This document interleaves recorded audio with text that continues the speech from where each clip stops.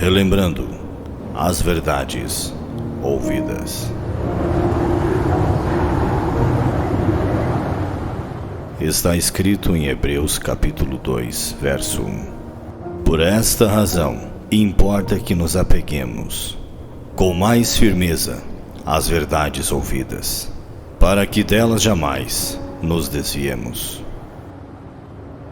Hebreus capítulo 2, primeira parte, por William Marion Branham.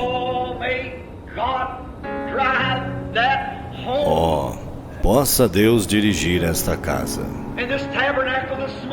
neste tabernáculo nesta manhã.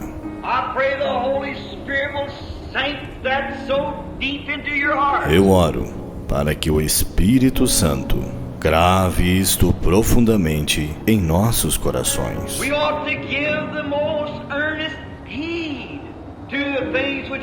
Importa que nos apeguemos com mais firmeza às verdades ouvidas.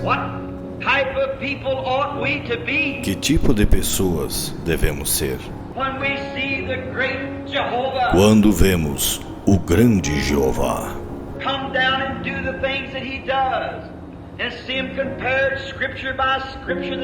descer e fazer as coisas que ele faz e vê-las comparadas, escrituras por escrituras, que elas são a verdade?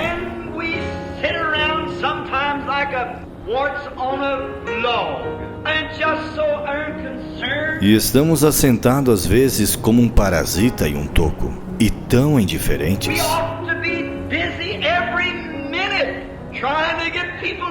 Devemos estar ocupados a cada minuto, tentando levar pessoas a Cristo. Devemos ser rochas vivas.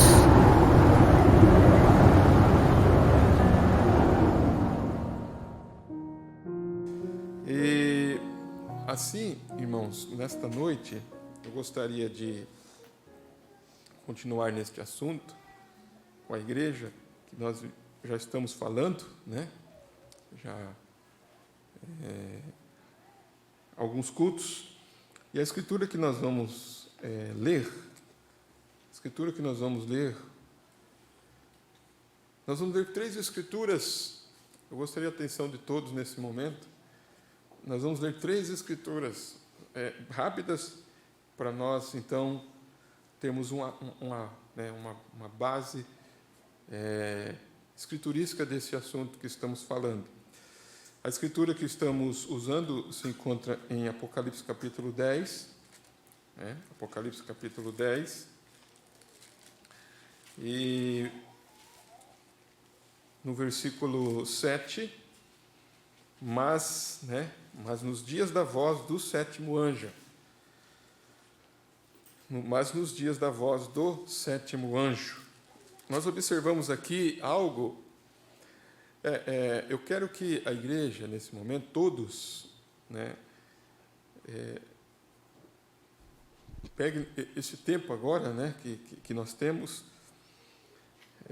dentro desse pequeno teatro que foi apresentado aqui. Até me lembrei, esses dias atrás, hoje, estava lembrando, que o profeta, quando ele prega a mensagem, uma das mensagens que ele prega sobre, eu creio que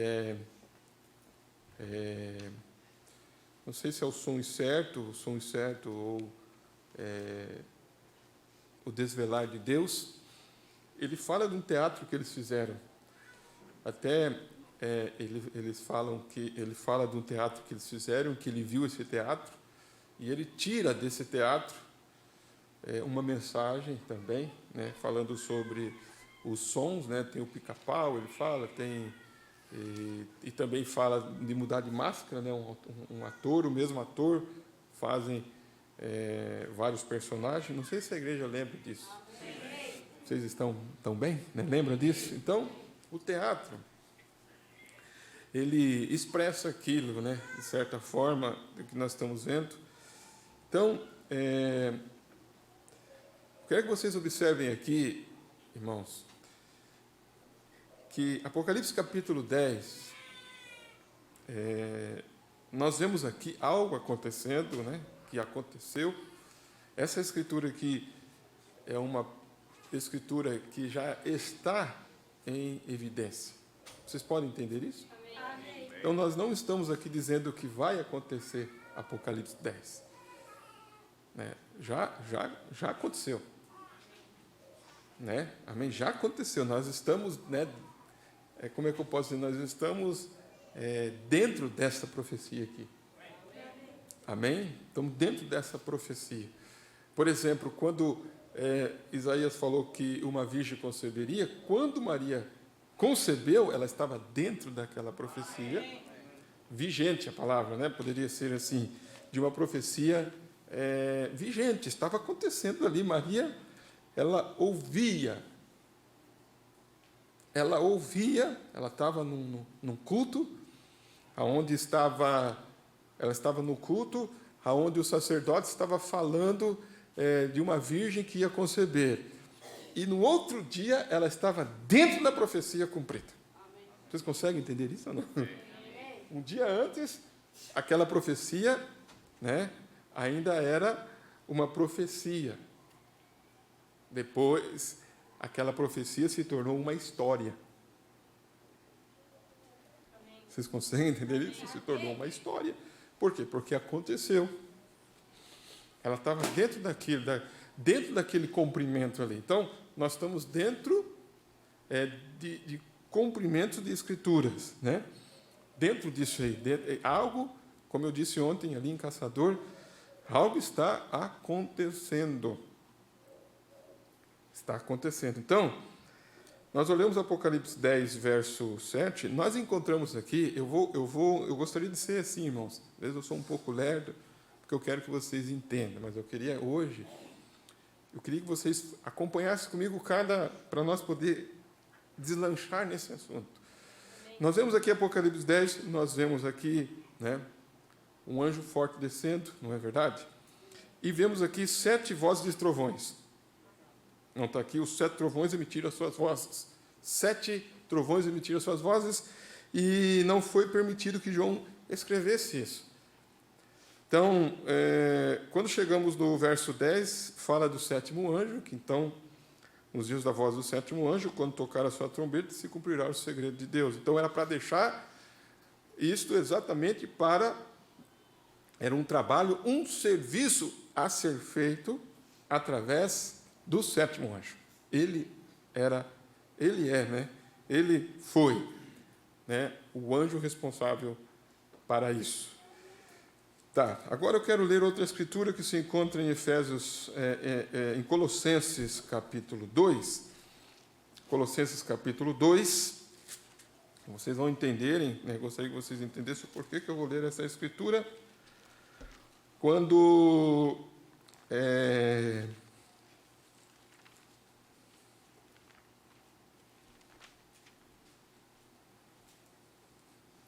presta bem atenção no verso 8, diz assim, ó: tendo cuidado para que ninguém vos faça presa sua por meio de filosofias e vãs sutilezas, segundo a tradição dos homens, segundo os rudimentos do mundo e não segundo Cristo. Porque nele habita corporalmente toda a plenitude da divindade. E estáis perfeito nele, que é a cabeça de todo o principado e potestade. Aí, quando chega no verso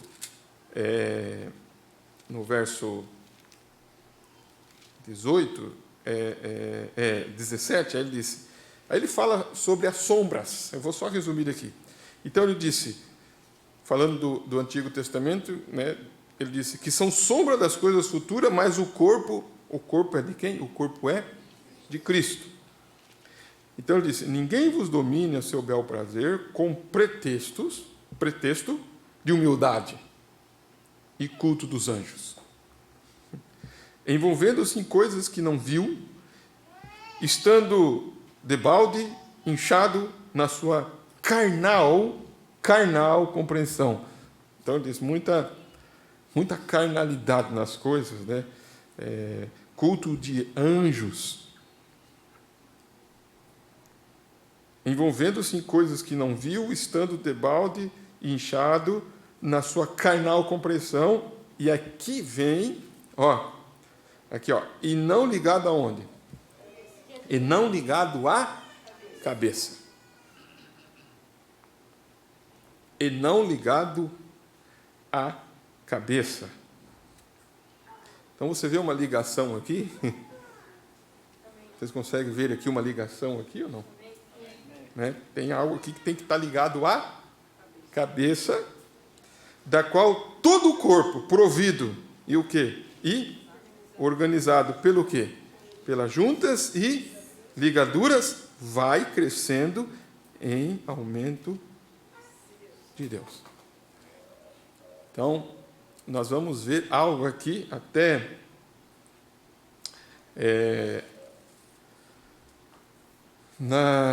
a outra escritura é Efésios, um pouquinho em pé ainda. Efésios capítulo 4, nós vemos praticamente Paulo, né, falando sobre esse corpo. Né? Presta bem atenção nesses detalhes dessa escritura. Efésios capítulo 4, verso 13.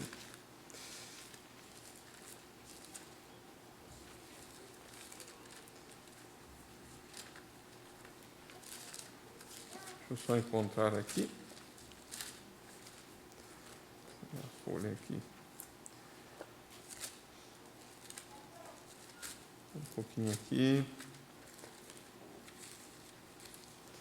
Aqui nós encontramos no Efésios capítulo 4, nós encontramos aqui essa escritura conhecida do 11, né? Verso 4, 11, ele mesmo deu uns para apóstolos. Então, olha isso aqui, apóstolos, profetas, outros para evangelistas, outros para pastores e doutores, cada um no seu lugar. Né? Querendo o quê? O aperfeiçoamento dos santos, para a obra do ministério,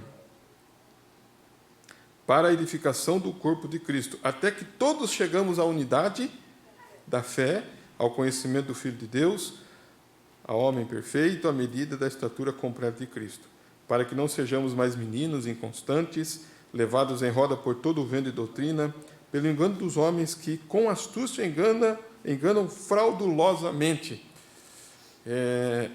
Então nós vemos que no meio de tudo esse engano, né, como nós vemos em Colossenses, ali ele torna a falar aqui novamente. Antes, seguindo a verdade em amor, cresçamos em tudo naquele que é a cabeça. Quem que é a cabeça? Cristo. Do qual todo o corpo, bem o quê? Bem ajustado e ligado pelo auxílio de todas as juntas, segundo a justa operação de cada parte. Amém? Cada parte tem a sua justa operação. E você vê que tem aqui, né, ligados, né, conectados, ajustados, as juntas, segundo a justa operação de cada parte. O que isso faz? Isso faz o aumento do corpo para a sua edificação em amor. Para que isso possa funcionar corretamente, tem que estar tudo conectado corretamente, tudo ligado corretamente. E, acima de tudo, né, nós vemos que tem um cabeça. Amém? Tem um cabeça, um coroamento, e esse corpo tem que estar conectado a esse cabeça que é Cristo. Vocês viram aqui, antes, seguindo a verdade em amor, cresçamos em tudo naquele que é a cabeça, Cristo. Amém? Vamos orar. Senhor nosso Deus, Pai Celestial, agradecemos mais uma vez pela oportunidade de estarmos aqui adorando o Teu santo nome. Nós cantamos, nós vimos esta peça teatral que foi feita expressando, né, esse trabalho que de uma forma, Pai, de uma forma de conversas e expressões, pode dar-nos a entender, né, o que o Senhor está falando através da palavra, através da mensagem. Assim podemos compreender, como vemos que o visível, ele mostra o invisível, como nós lemos em Romanos, para que ninguém fique inexcusável. E nós, Pai, estamos gratos ao Senhor. Obrigado, Pai, por Tua palavra. Nosso coração está regozijando de saber que nós somos um dos tais, somos predestinados, eleitos para reconhecer este momento que estamos vivendo. Em nome de Jesus Cristo. Amém e amém. Reverência, né? Você pode assentar, os músicos, com reverência pode tomar os seus lugares. Preste bem atenção nisso que nós vamos falar. Né? Vocês estão prontos? Né?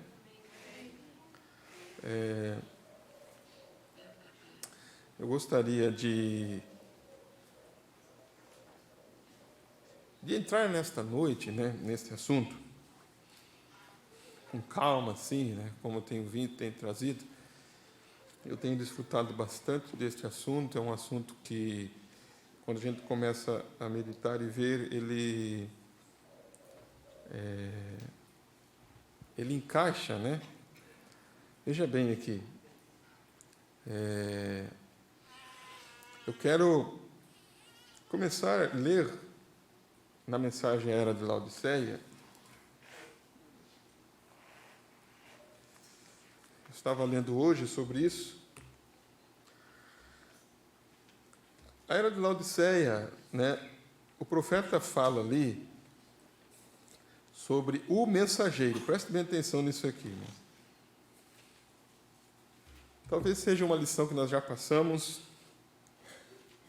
mas vocês vão ver.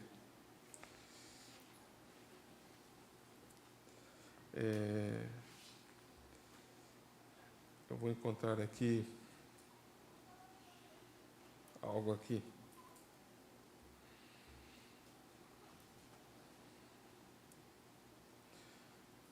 Ele fala sobre o mensageiro.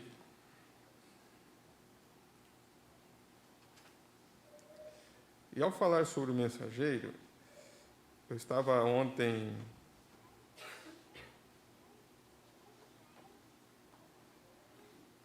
só encontrar aqui.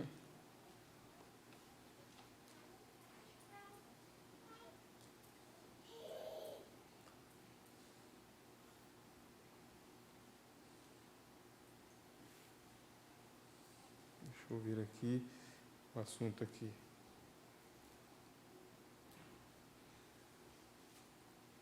Isso, achei.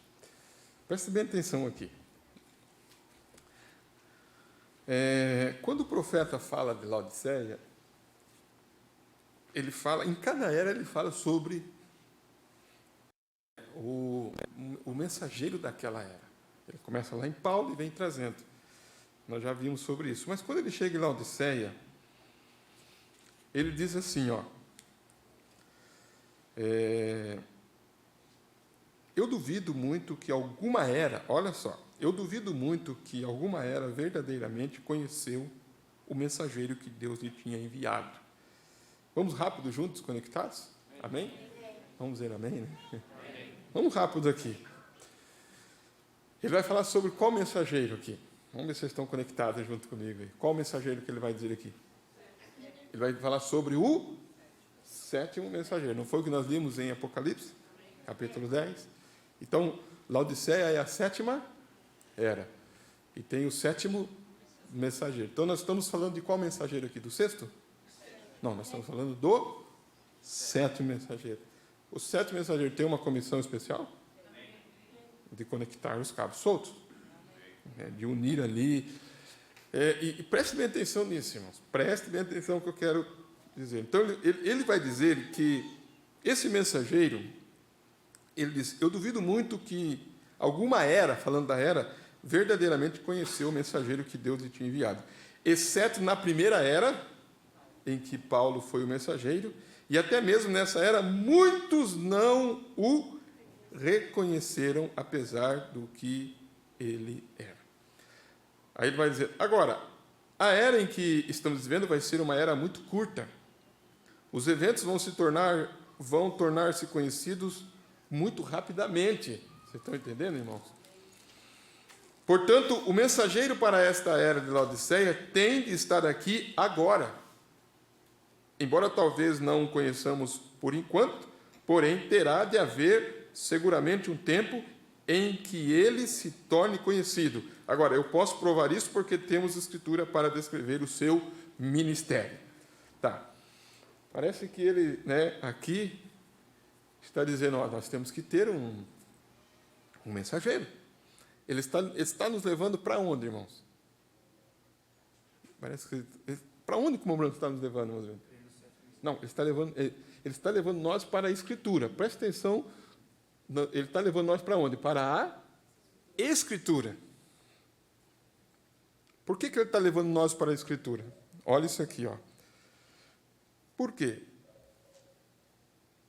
Ele está levando nós para a Escritura. Eu estava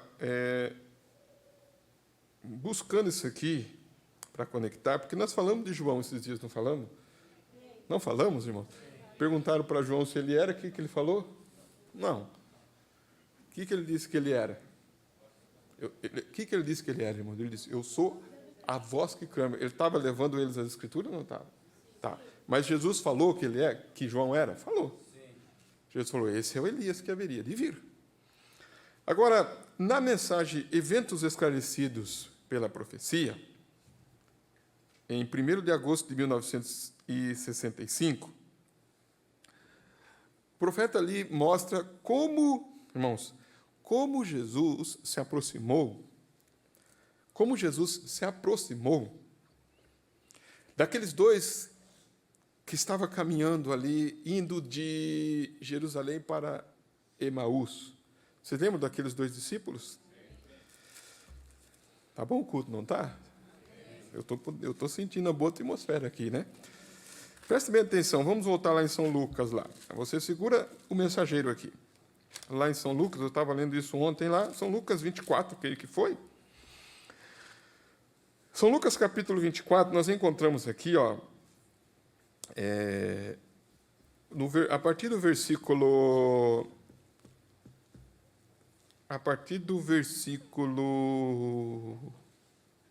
13, abra sua Bíblia, acompanhe, aqueles que podem. Lucas 24, 13. Olha as Escrituras. Então, nós vamos começar a identificar as Escrituras. Eis que no mesmo dia iam quantos discípulos? Vai respondendo. 2 deles para onde? Para uma aldeia que distanciava de Jerusalém 70 estágios, cujo nome era Emaús. Eles iam falando entre si de tudo aquilo que havia sucedido. Tudo aquilo que havia sucedido. O que havia sucedido? O que era que tinha sucedido, irmãos? Tinha um acontecimento sexta, sábado e domingo. Vocês conseguem entender? É difícil, mas agora é hora de... Havia tido um acontecimento que havia mexido com toda a Jerusalém, irmãos, a crucificação de Jesus. Olha que alvoroço que teve ali. Aí, ia acontecendo, que indo eles falando entre si, fazendo o quê? No 15, irmãos. Fazendo o quê, igreja? Fazendo o quê? Perguntas um ao outro. Quem que apareceu no meio deles? O mesmo Jesus se aproximou e iam com eles. Ia com eles. Quem que apresentou no meio deles? O próprio Jesus. Ia com eles. Mas o que aconteceu aqui? Mas os olhos deles estavam como que fechados para que o não conhecesse. E ele lhes disse, que palavras são estas que caminhando trocais entre vós? E por que estáis triste? E respondendo um, cujo nome era Cleopas, disse-lhe, o que esse disse para ele? És tu só peregrino em Jerusalém e não sabe as coisas que nela têm sucedido nestes dias? Para quem Cleopas estava conversando? Ele estava conversando com quem, irmão? Ele estava conversando com Jesus. E Jesus conversando com ele. Aí Cleopas disse... Ele disse para Cleopas... Olha aqui, irmãos. Nós estamos no verso 15, não é? 18, né? O que Cleopas disse para Jesus? És tu o quê? Só peregrino em Jerusalém e não sabe das coisas que nela têm sucedido? O que Jesus disse para ele? O que Jesus disse para ele, irmãos? Tá, Jesus não sabia, então? Jesus não sabia? Eu estou perguntando, Jesus sabia? E por que ele fez assim? Em outras palavras, quais? Vocês entenderam aqui ou não? Tá, e quando o irmão Brando está falando do mensageiro aqui, ele sabia quem era o mensageiro? E não parece que ele está dizendo assim, nós temos que ter o mensageiro.